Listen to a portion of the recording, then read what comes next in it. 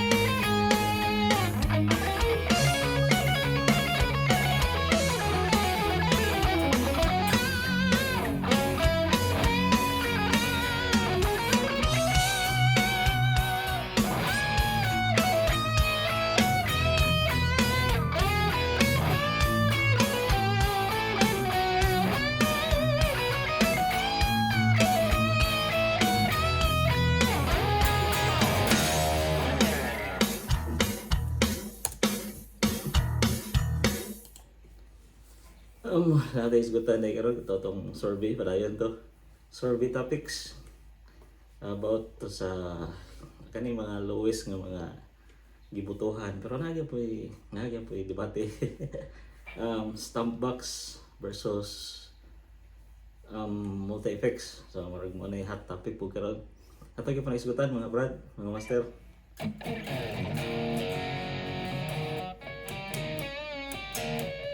Tukos gani gamay, marag maghinay.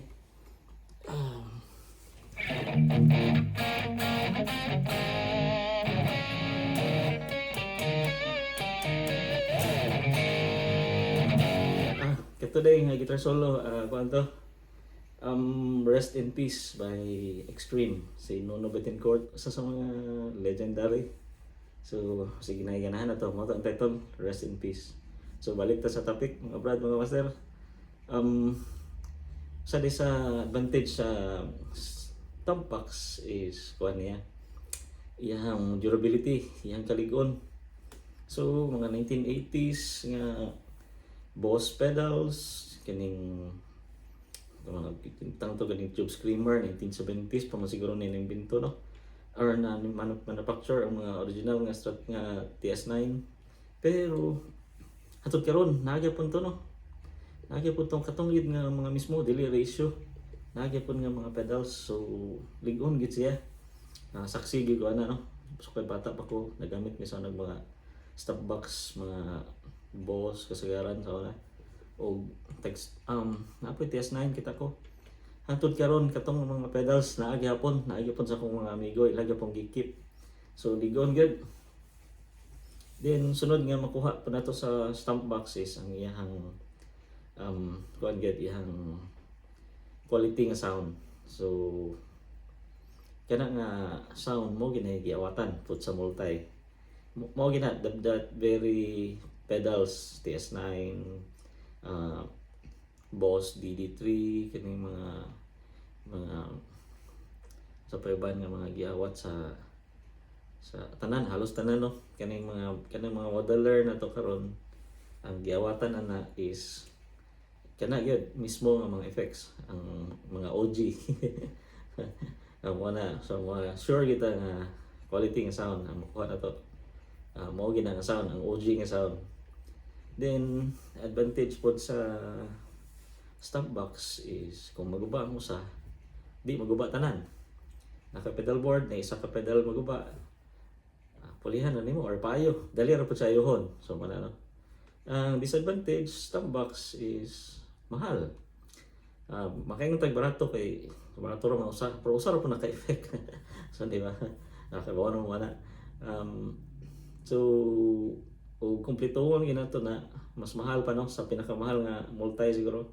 Kung kumpletohon gini mo nga dako kay mong pedalboard mas mahal pa siguro. Kung mga high end pud imong gamiton nga mga stamp box mga disadvantage. O kaduha nga disadvantage is kanang sa tawag na iyang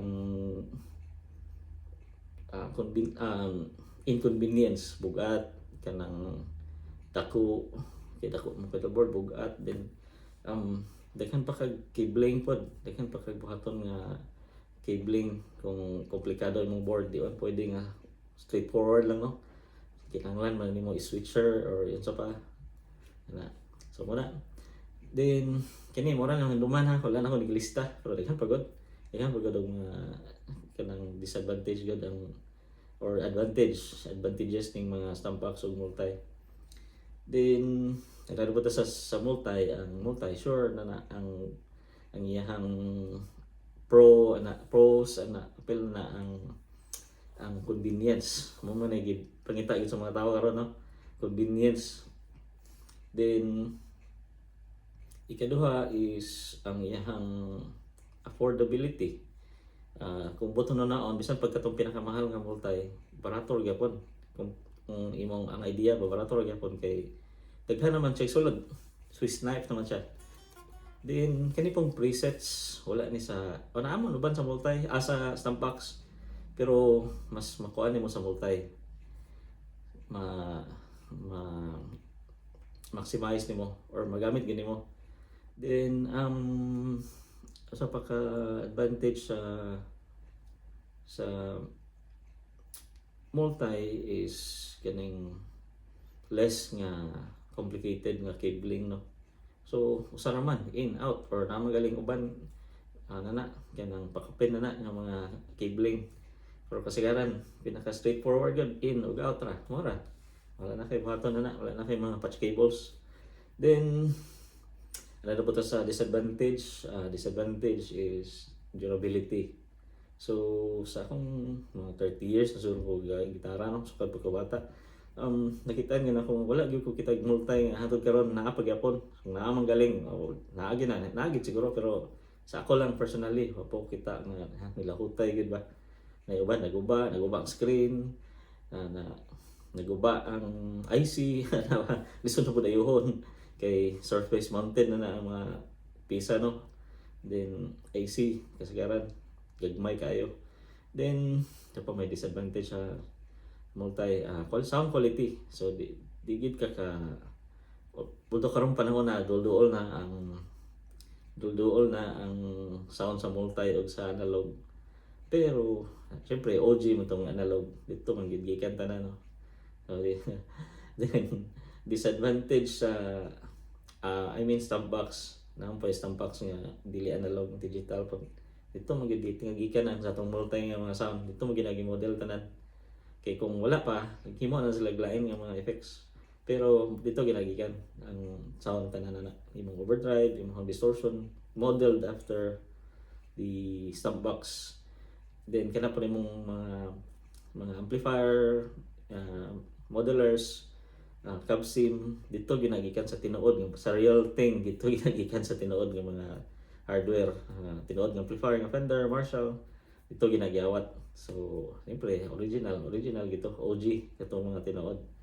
So balik ta sa cons ang cons ang pinakakuan gid ang muna shelf life no muna ang shelf life. So kanang mga 1970s karon nga Fender nga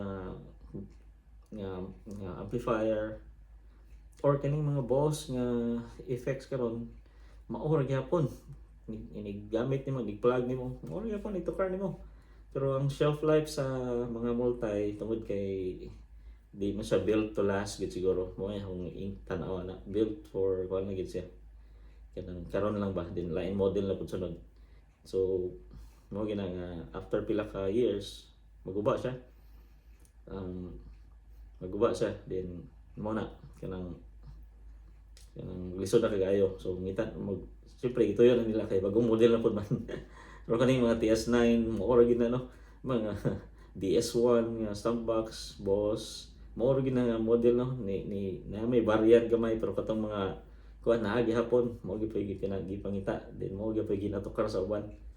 So muna shelf life mo ginay disadvantage sa ka multi effect pedal.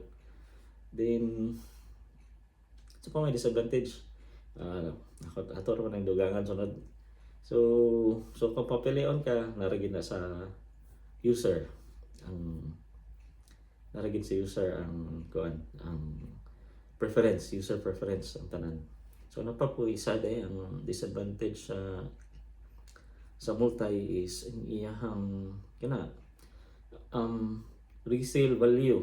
So mayroon kag Tube Screamer 1970s nga Tube Screamer karon nga fast forward to 2025.